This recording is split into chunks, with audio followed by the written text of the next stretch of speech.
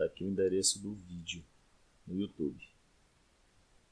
Algumas propriedades dos raios catódicos associadas às equações da relação carga-massa do elétron. Muito bem, vamos lá. Primeiro, constatou-se que os raios catódicos possuíam massa. Primeiro fator. Segundo, os raios catódicos, que são os elétrons e que são verdes, a cor deles quando emitido, possuem carga elétrica negativa, porque eram atraídos para o polo positivo. Terceiro, os raios catódicos se propagavam em linha reta. Como já visto no slide anterior, os raios catódicos foram chamados de elétrons, e a descoberta dessas partículas foi atribuída a Joseph John Thomson, físico inglês que conseguiu medir a relação entre a sua carga e a sua massa. A divisão entre a carga e a massa do elétron, mesmo ele não sabendo nem a carga nem a massa, ele conseguiu determinar esse número aqui, 1,758805 vezes 10 elevado a 11 coulomb por quilograma.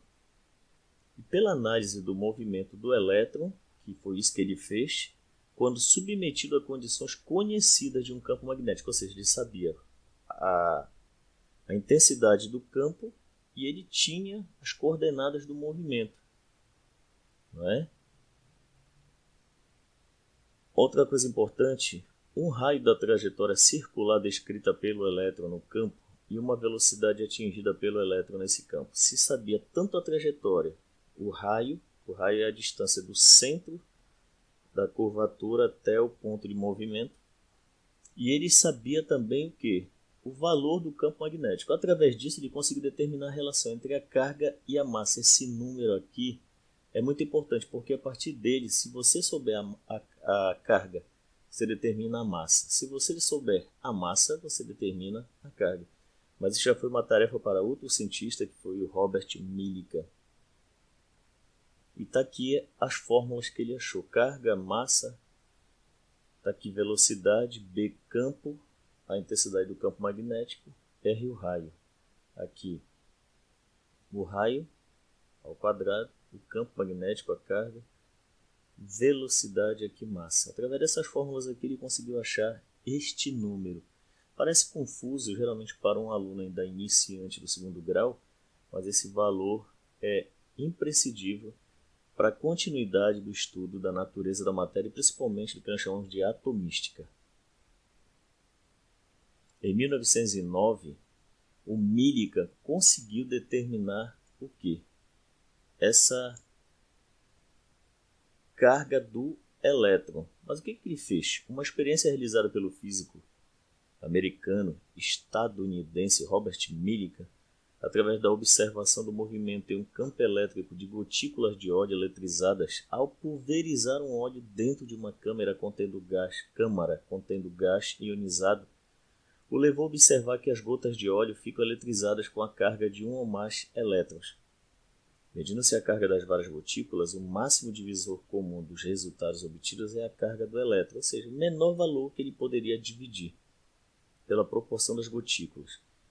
Você acompanha esse experimento, tem muitos vídeos no YouTube, inclusive vídeos de boa qualidade, somente os estrangeiros.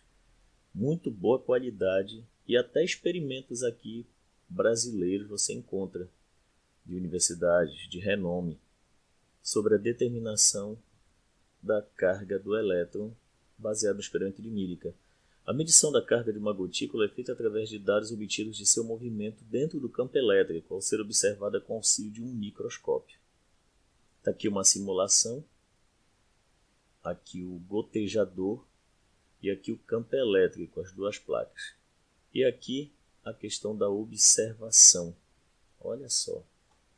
Mas é bom olhar uma simulação. Aqui o Robert Andrew Millikan. Em 1886, o físico alemão Eugen Goldstein, usando uma aparelhagem semelhante à de Thomson, aquele tubo de Crookes que eu falei antes, e que aparece no vídeo, com os raios verdes, o raio catódico, observou o aparecimento de um feixe luminoso no sentido oposto ao dos elétrons. Concluiu que esse feixe, ou seja, que os componentes desse feixe deveriam apresentar carga elétrica positiva, porque se desviavam para o lado negativo. Mais tarde, em 1904, o Ernest Rutherford, ao realizar o mesmo experimento, mas com gás hidrogênio, que na época já era conhecido como mais leve, detectou a presença de partículas bem menores do que as observadas por Goldstein, as quais denominou de prótons. Foi a descoberta dos prótons. Quero lembrar que primeiro se descobriu os elétrons. Se descobriu os elétrons no átomo, então o átomo já é divisível. E agora se descobriu os prótons, que mostra que o átomo também é divisível, ou seja, que o átomo é formado por pequenas partículas. A massa de um próton é de aproximadamente 1836 vezes maior que a de um elétron. E aqui nós vamos ver agora mais um vídeo de 48 segundos. Então vamos lá.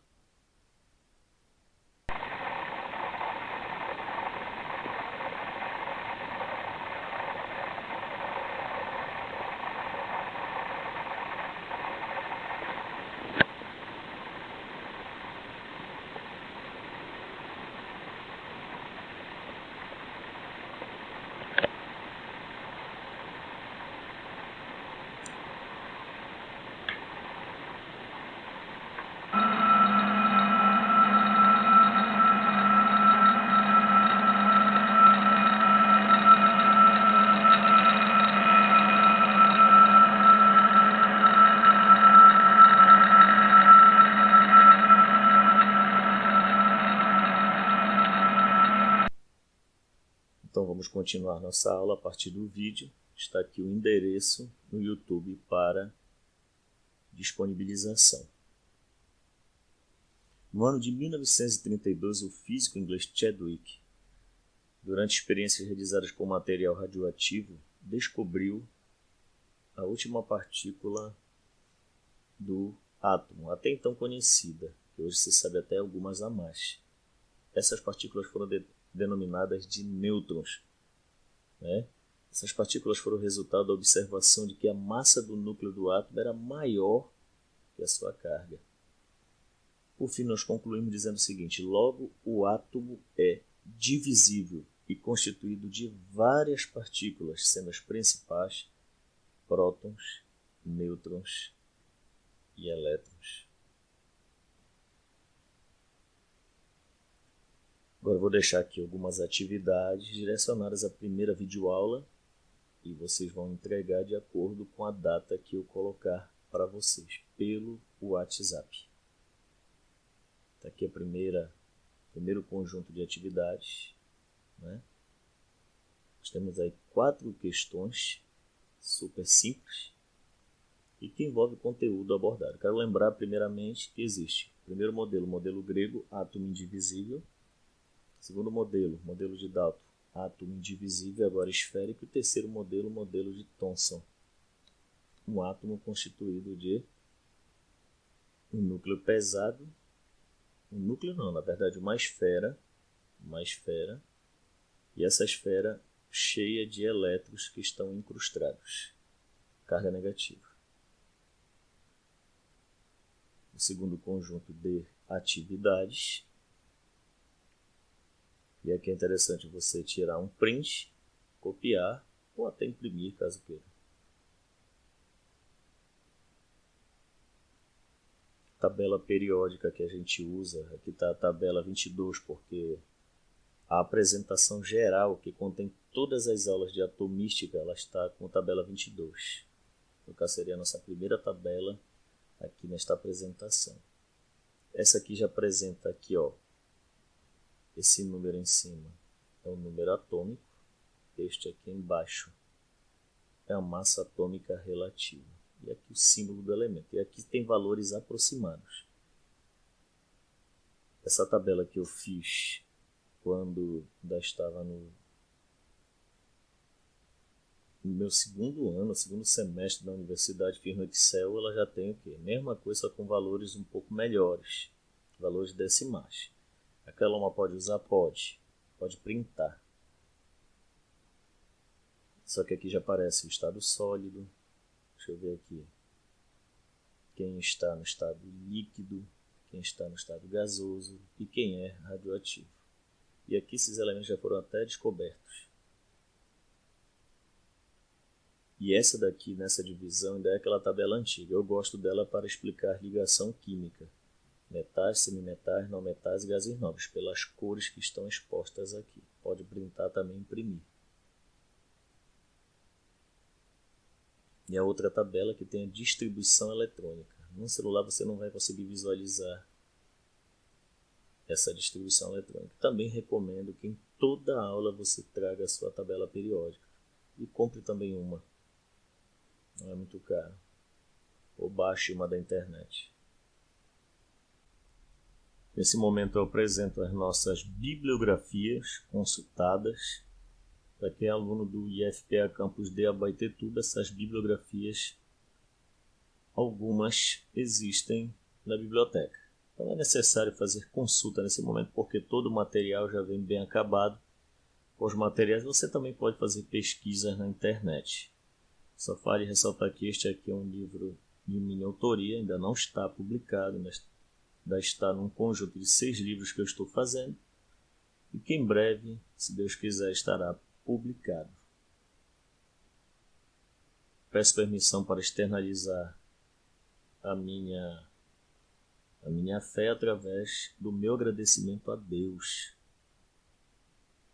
Então, peço-lhes permissão para dar o meu muito obrigado ao Senhor Deus por oportunizar o cumprimento de mais uma tarefa existente nesse maravilhoso trabalho que é educar. Eu coloco um versículo aqui, respeitando a todos. Ó ser humano, ele já te revelou o que é bom e o que o Senhor exige, pede de ti, senão que apenas pratiques a justiça, ames a misericórdia e a lealdade e andes humildemente na companhia do teu Deus. O texto de Miqueias 6:8. Que nós tenhamos um bom resultado e desempenho de ensino e aprendizagem nessas videoaulas do tema atomística e propriedades periódicas. E até breve, se Deus quiser.